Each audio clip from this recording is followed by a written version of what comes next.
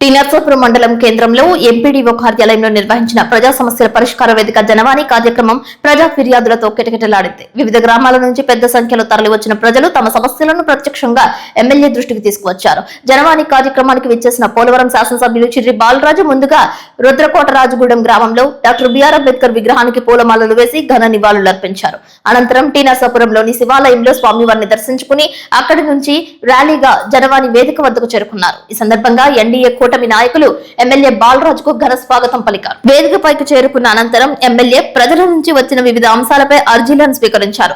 ప్రతి అర్జీని జాగ్రత్తగా పరిశీలించి సంబంధిత శాఖల అధికారులను వెంటనే అప్రమత్తం చేసి సమస్యలపై లోతుగా చర్చించారు. ప్రజలు ఇచ్చిన ప్రతి ఫిర్యాదుకు స్పష్టమైన కాల పరిమితితో కూడిన నాణ్యమైన పరిష్కారం చూపాలని అధికారులను ఎమ్మెల్యే ఖచ్చితంగా ఆదేశించారు.